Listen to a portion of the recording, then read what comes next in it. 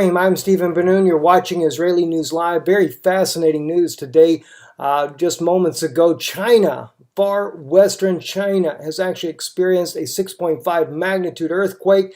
And Yanukovych, the president of Ukraine. Now, some call him the ex-president since the coup, and now that Petro Poroshenko has been put in his place. But I still think that he deserves the title of president of Ukraine, because what happened was certainly an inside job. And I have been waiting for quite some time myself to actually hear Yanukovych himself say for himself what actually really did go on in this country. Let's take a look at things that we're looking at here. Of course, the 6.5 magnitude earthquake here, the USGS Geological Survey here showing what is going on here.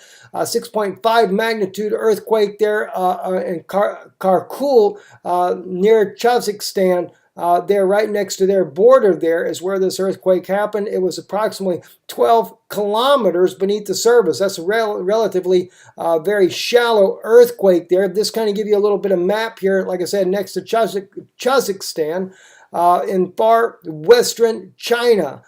Just outside of Kashi, the city there just to the east of this region here. No doubt they could probably feel the shaking of the earth as well in their region there. Kind of back out here, just give you a little bit of perspective of where we're at. We're looking at north of India there, Pakistan to the southwest as well, Afghanistan definitely to the southwest, more of a westerly location, and of course Kazakhstan there. So you can't help but wonder what caused a 6.5 magnitude earthquake. And yet I'm thinking clearly, what's really getting me a lot of times is just the thoughts here of biblical prophecy, being fulfilled almost on a regular basis when we think of these things. I mean, did not Yeshua himself, that's Jesus, did he not say that there would be earthquakes in diverse places, and wars and rumors of wars? And we are definitely seeing the wars and rumors of wars, all right? Now, let's take a look over here. I said to you, TASS,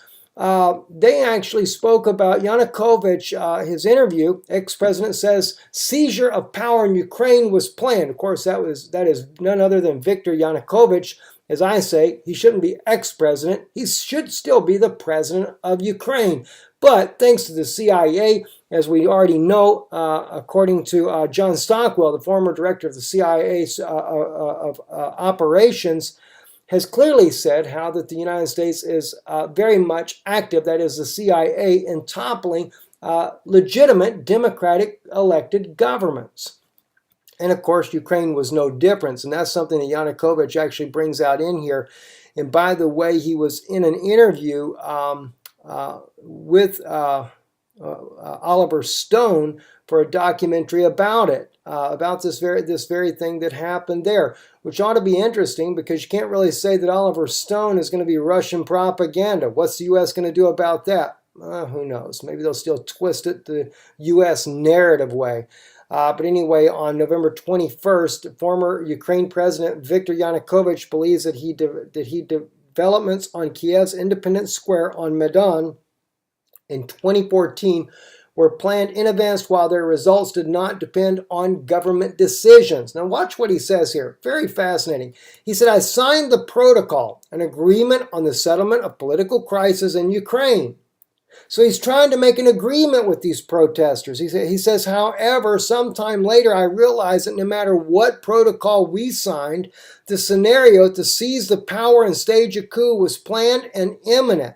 That is, it actually did not depend on our actions. The former president, in an interview with the U.S. film director Oliver Stone for his documentary entitled Ukraine, The Fire, aired by REN TV channel, Yanukovych accused the U.S. establishment, and particularly Vice President Joe Biden, of disparity between the words and actions during the Maidan's events. According to Yanukovych, U.S. representatives were actively involved in planning and orchestrating the protests in Ukraine. We know this. George Soros, guess who was there? The same guy that causes all the problems and headaches that are going on in the United States.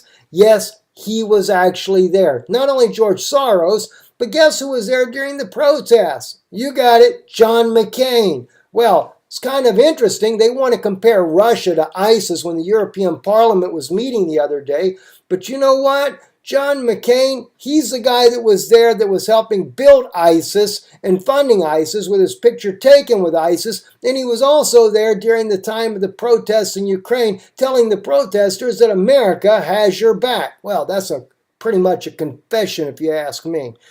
Anyway, but, you know, it's more there's more smoking evidence to this gun here, you might say, and that is the latest WikiLeaks. Sputnik bringing this out. I'm sure they're going to say this is Russian propaganda once again. Documents evidencing U.S. arming Yemeni forces ahead of the war.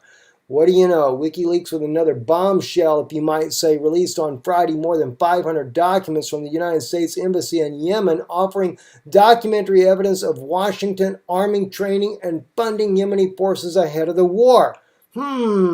Sounds familiar, doesn't it? This document reveals, among other things, procurement of many different weapon types, aircraft, vessels, vehicles, proposals for maritime border security control, and Yemeni procurement of U.S. biometric systems.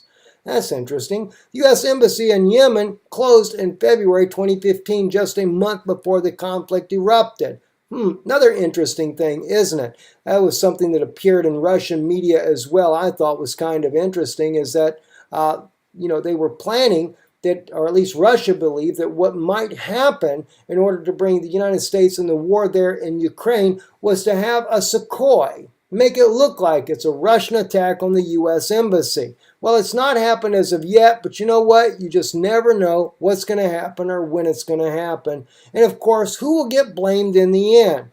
Kind of like the situation we have in Syria right now, where the Syrian military did take and bomb and dropped a bomb in eastern Aleppo that killed 3 Turkish soldiers and injured 10.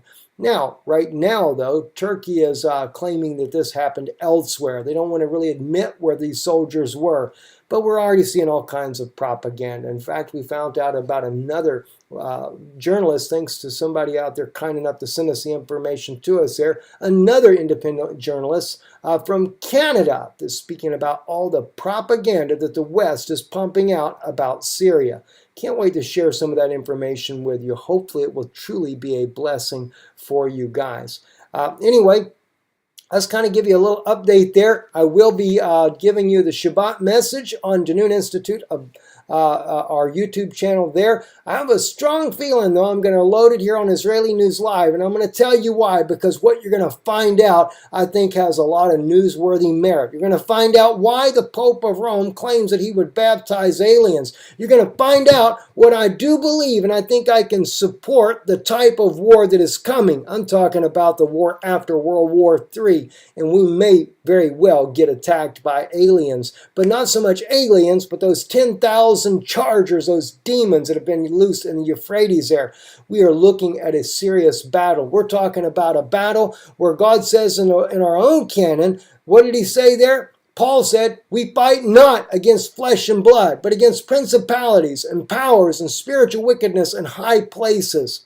High places. Have we ever thought that maybe we should be looking up to those high places where these demons are coming from? All right, well, I want to talk to you about how you need to wake up. We need to wake up. I don't want to just point a finger here. We need to wake up to who we are, because if David had to defeat giants in his day, if Joshua ben Nun, who I am named after, if he had to defeat the giants in his day, we better get ready, because they're on their way back. I'm Stephen Ben Nun. You're watching Israeli News Live. Shalom.